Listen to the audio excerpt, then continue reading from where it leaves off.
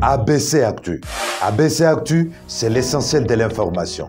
ABC Actu, c'est la politique, l'économie, le social, la culture, la religion, la science, la technologie, le développement et les divers. ABC Actu, l'essentiel de l'information pour vous, FM Prêt.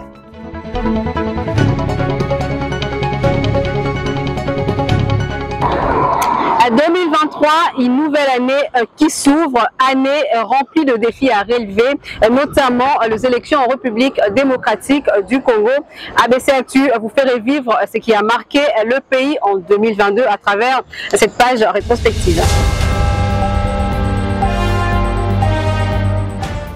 En 2022, la République démocratique du Congo a pris la tête de la CEEAC, mais aussi celle de la SADC. Félix-Antoine Tshisekedi, chef de l'État, a procédé à plusieurs nominations au cours de l'année, du commandement de FARDC à l'appareil judiciaire, revivant tous en images ce qui a marqué ces secteurs. L'année 2022 s'est refermée, laissant derrière elle plusieurs faits marquants à la magistrature suprême en République démocratique du Congo, débutant par la 20e session de la conférence de chefs d'État et de gouvernement de l'organisation sous-régionale qui s'est tenue au Congo-Brazzaville au mois de janvier, où le président congolais Denis Sassou Nguesso a passé le relais à son homologue RD congolais Félix-Antoine Tshisekedi. Et le thème consacré à cette mandature était l'éducation, la santé et la culture, avec comme sous-thème « Former pour rendre autonome ». La communauté économique des États de l'Afrique centrale, CEEAC, est une organisation regroupant 11 États,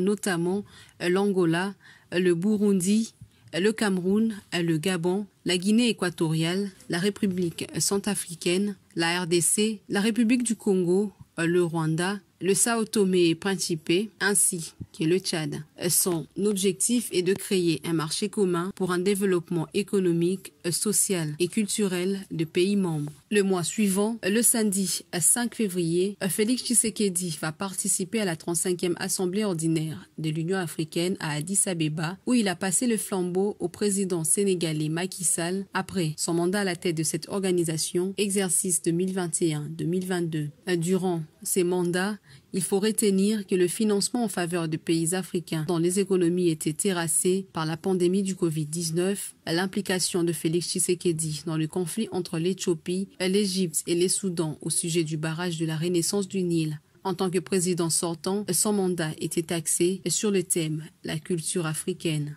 En mars 2022, Félix Tshisekedi s'est rendu en Belgique pour un contrôle médical soigné d'une hernie discale. De retour au pays, il participera à l'exposition de Dubaï le 22 mars 2022 et il affirmera sa participation aux élections de 2023. En avril, Félix Tshisekedi s'est rendu à Lubumbashi pour clôturer les assises sur la cohabitation pacifique entre les communautés du Katanga et du Kasaï. Après un séjour de 3 jours au Burundi au mois de mai, Félix Tshisekedi regagnera Kinshasa le 23 mai. La restauration de la paix à l'est de la RDC était au centre des échanges entre lui et son homologue burundais. Au mois de juin, il reçoit la visite du roi Philippe ainsi que son épouse. Ensuite, il célébrera le 62e anniversaire de l'indépendance de la RDC. Au mois de juillet, les tensions entre la RDC et le Rwanda refont surface. Félix Tshisekedi exprime sa compassion en faveur de Congolais et casques bleus décédés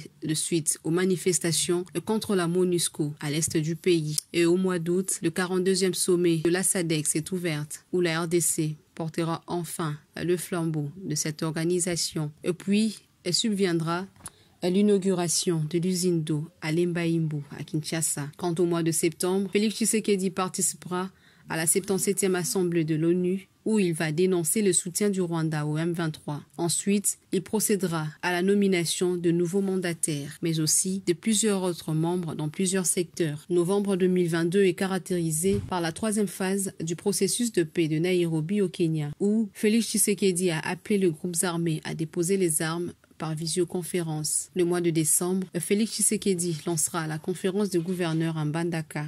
où il fera voir à tous sa volonté d'organiser les élections, mais aussi confirmera sa participation en tant que candidat. Et pour finir l'année, Félix Tshisekedi a organisé le dernier conseil de ministres à la Cité de l'Union africaine, où 3 membres du gouvernement de l'Union sacrée quitteront le navire en solidarité à Moïse Katumbi, président d'Ensemble pour la République, qui, quelques jours avant, a décidé de tourner le dos à l'Union sacrée et s'est représenté comme candidat aux élections de 2023. Et pour retourner la page 2022, Félix Tshisekedi se rendra à Mbuji-Mayi le 30 décembre 2022, où il passera le réveillon mais aussi le nouvel an 2023.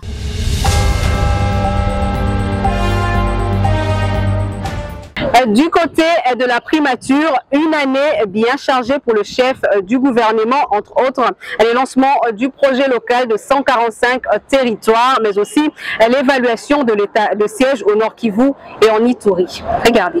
Au début de l'année 2022, le chef du gouvernement, Jean-Michel Samalou Kondé, a rappelé à son équipe que 2022 était une année de grands défis. Il a donc invité à plus de performances dans le travail. C'était au cours d'une cérémonie d'échange des vœux avec les membres de son cabinet. Pour lui, toutes les victoires doivent être le prix du travail collectif et c'est dans ces cadres qu'il a passé ce message au début de l'année qui marque un nouveau départ dans tout le secteur. Février 2022, Samalou Kondé assiste au 6e sommet Union africaine, Union européenne en Belgique où il a représenté le chef de l'État, Félix-Antoine Tshisekedi, le 17 et 18 février. Se confiant à la presse à la clôture de ses assises, il a expliqué qu'au cours de ces sommets, il était question pour le deux partis de renouveler une vision commune pour construire un avenir commun en tant que partenaire. Samalou Kondé a défendu les intérêts de la RDC en indiquant que la vision commune, c'est parler de points le plus pertinents pour les deux composantes, c'est-à-dire l'Union européenne et l'Union africaine. En mars, le Premier ministre a lancé le préparatif de l'accueil du pape François en RDC et a signé un décret portant création et fonctionnement d'un établissement public dénommé APCSC, entendu par là Agence de pilotage, de coordination et de suivi des conventions de collaboration. Samalou Kondé s'est aussi rendu à Mbandaka le 12 mars pour préparer l'arrivée du chef de l'État dans le Grand Équateur en vue de la tenue de la conférence des gouverneurs dans ces coins du pays. Il lancera ensuite le travaux de construction du sanctuaire Isidore Bakanja à Bokoté. Le mois d'avril 2022 a marqué l'an 1 du gouvernement de l'Union sacrée de la Nation. Occasion pour Samalou Kondé de présenter les bilans de son action une année après, de la politique au social en passant par la sécurité, l'économie, la santé et bien d'autres sujets. Le Premier ministre a présenté un bilan satisfaisant sur l'ensemble des secteurs de la vie nationale. Le 22 avril, Samalou Kondé a lancé les travaux de la table ronde sur la paix et le vivre ensemble. Les tensions communautaires autour de mouvements de population vers les Grands Katanga, mouvements sous-tendus par l'écroulement des structures socio-économiques du Grand Kasaï, ont fait l'objet de discussions. L'objectif poursuivi à Lubumbashi dans ces assises était de proposer des solutions durables pour un développement économique, social et culturel de nos provinces. Ainsi, limiter, voire éliminer toute forme de conflit. En mai 2022, le chef du gouvernement est invité au Sénat pour donner des réponses aux différentes préoccupations qui touchent plusieurs secteurs de la vie nationale. Une question orale initiée par la sénatrice Christine Mwando. À l'approche du 30 juin, date de l'indépendance de la RDC, le Premier ministre a effectué une descente, question d'inspecter les travaux de construction du mausolée Patrice Emery Lumumba à l'échangeur de Limete. Le 30 juin, date également retenue pour recevoir le relique du héros national. Toujours au mois de juin, Samalou Kondé a, au nom du chef de l'État, présidé la 2e réunion de ministres de la Justice des États membres de la conférence internationale sur la région du Grand Lac le 16 juin à Kinshasa. Samalou Kondé a souligné ici la nécessité de poursuivre les efforts pour l'atteinte des objectifs assignés à la CIRGL, une réunion qui a permis aux participants de partager les expériences sur les enquêtes judiciaires dans la région des Grands Lacs.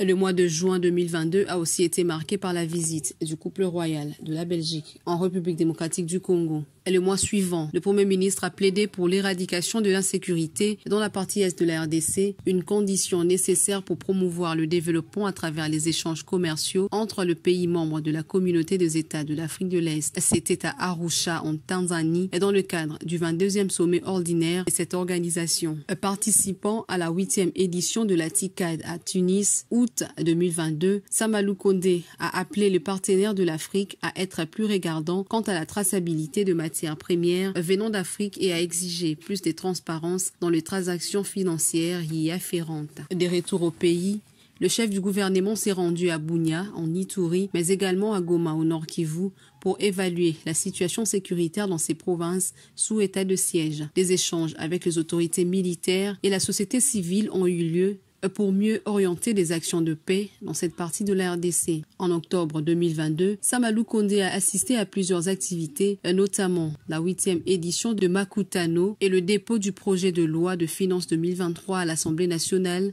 qui est passé en 2 ans de 7 à plus de 14 milliards de dollars américains. Ensuite, il participera au 18e sommet de la francophonie à Djerba, Tunisie, où il représentera le chef de l'État Félix Antoine Tshisekedi au mois de novembre. Quant au mois de décembre à la primature, il est caractérisé par le départ de 3 membres du gouvernement de l'Union sacrée, mais aussi par la cérémonie de la célébration de la Journée internationale de la couverture santé universelle, présidée par le Premier ministre à Kinshasa, le 12 décembre au Fleuve Congo Hotel. En décembre a eu lieu la clôture de l'expo Béton, tenue du 30 novembre au 3 décembre au Palais du Peuple. Ces forums a mis en exergue l'urbanisation du pays et du développement à la base des 145 territoires. Et au cours du dernier conseil de ministres tenu à la Cité de l'Union africaine le 28 décembre, Cherubin Okende, ministre des Transports, Christian Mwando, ministre du Plan, ainsi que la vice-ministre de la Santé, Véronique Koulumba, ont démissionné du gouvernement après le départ de Moïse Katumbi de l'Union sacrée, un événement marquant ainsi la fin de l'année à la primature.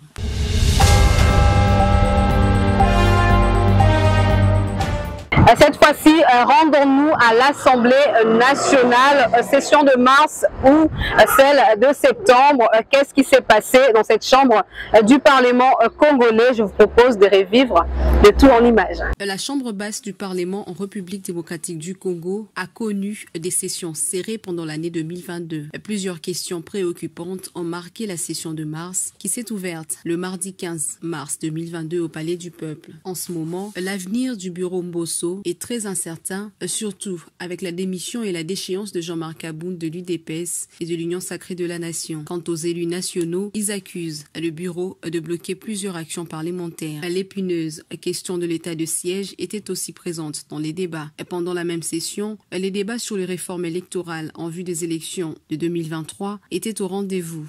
Toutes les questions liées à la loi électorale devraient être guidées au cours de la dite session de manière à permettre à ce que le processus électoral soit lancé. La loi Tchani, comparée à la notion d'ivoirité qui a déclenché la crise en Côte d'Ivoire, a de nouveau été proposée au débat du Parlement. Son auteur avait écrit et proposé ces textes au bureau de l'Assemblée nationale pour que celle-ci soit examinée au cours de la session de mars. Les députés ont aligné le projet de loi sur la programmation militaire, l'ambition étant de sortir de la logique d'un budget annuel et d'aller vers une programmation pluriannuelle tenant compte des objectifs à moyen et long terme. Un projet de loi portant lutte contre le blanchiment des capitaux et le financement du terrorisme et de la prolifération des armes de destruction massive s'est aussi invité au débat pendant cette session. Ouverte le 15 mars 2022, c'est le 15 juin que la session de mars s'est clôturée. Peu avant, la plénière s'est attardée sur l'audition et l'adoption du rapport de la commission mixte paritaire Assemblée nationale Sénat chargée d'aplanir les divergences apparues lors du vote de la loi électorale en termes non identiques. Il faut noter qu'au cours de la session de mars, le professeur André Mbata a été élu premier vice-président du bureau de la Chambre basse et a remplacé Jean-Marc Aboun à ses postes. En septembre 2022, les élus nationaux retrouvent le chemin de l'hémicycle pour entamer la session ordinaire et qui s'affiche essentiellement budgétaire. Réunis au Palais du Peuple, la plénière avait comme point à l'ordre du jour l'examen et l'adoption du calendrier qui les accompagnera jusqu'au mois de décembre. 24 projets et propositions de loi ont été adoptées par la Chambre basse et envoyées au Sénat au cours de la session de septembre pour une seconde lecture. Parmi ces propositions, on peut retenir 6 lois portant autorisation et prorogation de l'état de siège au Nord Kivu et en Ituri, un projet de loi portant reddition de comptes de l'exercice 2021 et un projet de loi de finances de l'exercice 2023. Il y a aussi 9 lois qui ont été déclarées recevables par la plénière et envoyées en commission pour examen approfondi. C'est le 15 décembre 2022 que la Chambre basse a refermé ses portes pour ne retrouver l'hémicycle qu'en mars 2023. Au total, elle a tenu 34 séances plénières au cours de la dite session.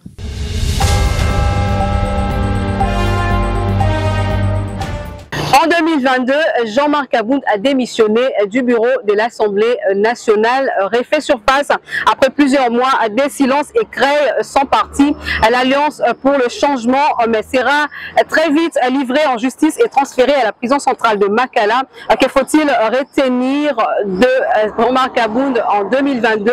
Roski Misenga nous retrace cette histoire. Parmi les événements ayant marqué l'année 2022 en politique, il y a celui du député national Jean-Marc Abound, quand tout semblait être au contrôle. Pour cet ancien homme fort du pouvoir du Tshisekedi, c'est à partir d'un malentendu entre les cortèges de sécurité de Jean-Marc Abound et celui des membres de la famille présidentielle que le feu va s'embraser autour de l'élu du Mwamba. Après plusieurs pressions à l'intérieur de son parti Union pour la démocratie et le progrès social, celui-ci va finalement décider de quitter son poste de premier vice-président de l'Assemblée nationale. Dans sa lettre de démission, l'ancien président déchu du parti présidentiel UDPS dira qu'il quittait ses fonctions pour des raisons de conviction politique. Ainsi, celui qui menait les bras de fer entre les camps des dominataires de l'ancien président Joseph Kabila entre 2019 et 2021 se voyait être contesté au sein même de l'Union pour la démocratie et le progrès social. On lui reprocherait d'user des méthodes autoritaires, d'être arrogant, d'autres encore de ne pas assez préparer les élections de 2023. L'élu du Mwamba s'est retrouvé ainsi qu'un simple député après sa démission au poste du premier vice-président de l'Assemblée nationale le 31 mars 2022, destitué de la présidence ad intérim de l'Union pour la démocratie et le progrès social, poussé à la démission du bureau de la Chambre basse du Parlement. L'opinion nationale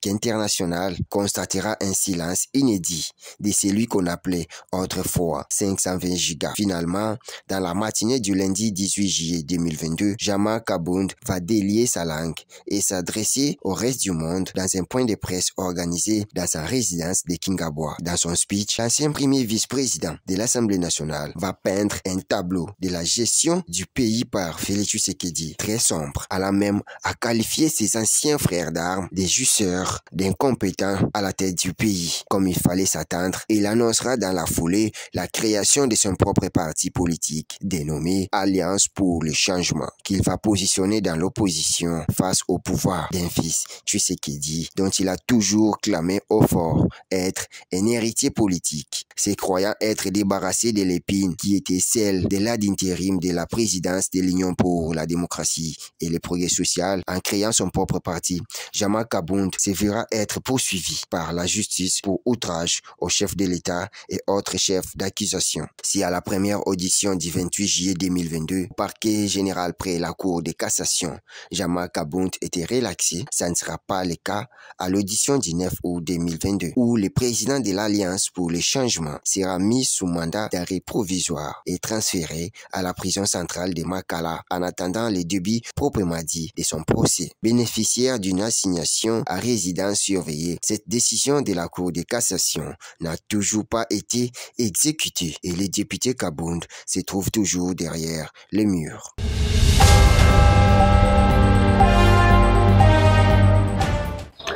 L'an 2022 a vu naître le conflit intercommunautaire Teke Yaka à Kwamout. De la jeunesse de ce malentendu jusqu'à ce jour, que faut-il noter? C'est un récit que je vous propose d'écouter.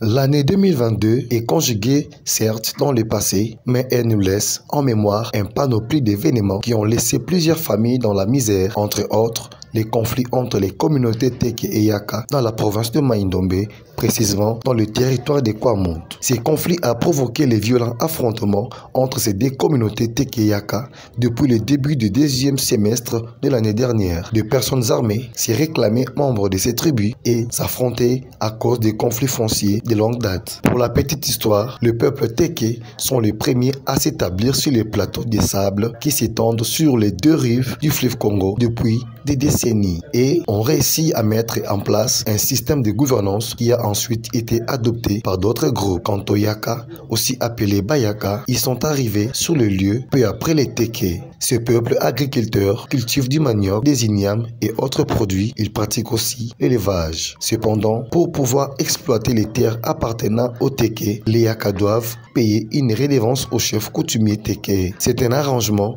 qui a permis aux deux communautés de cohabiter pacifiquement, chose que les membres de la communauté Téké reprochaient aux Yaka qui ne voulaient plus honorer leur arrangement depuis quelques temps. Il s'y est de signaler que ces conflits a fait faire plusieurs morts, dont le chiffre est estimé à plus de 200 personnes. Maisons incendiées, la population décapitée, environ 35 000 personnes ont été déplacées de leurs milieux habituels pour s'y rendre dans les camps de déplacés, où certains dormaient à la Belle Étoile et d'autres se construisaient des abris, des fortunes. Suite à ces violences, le gouvernement congolais avait renforcé la présence des hommes en uniforme dans cette zone pour mettre fin aux violences intercommunautaires. Certains présumés acteurs des attaques ont été arrêtés et transférés à Kinshasa. Mais avant cela, la présidence de la République avait envoyé une équipe de chefs coutumiers originaires de la zone faire une tournée dans la région et appeler la population au calme. Madame Rita Bola, gouverneure de la province de Mai-Ndombe, a aussi, à son tour, apporté des vivres,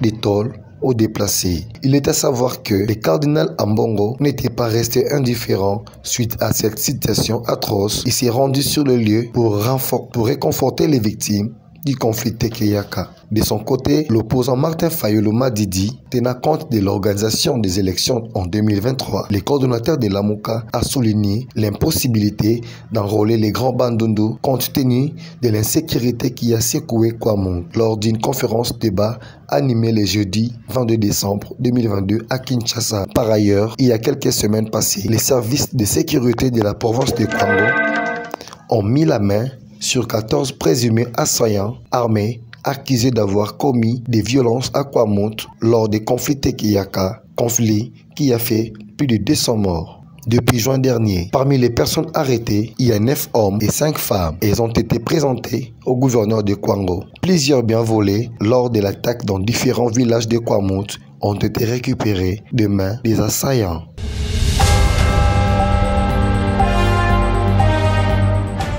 Ainsi s'achève ce tout premier numéro rétrospectif 2022.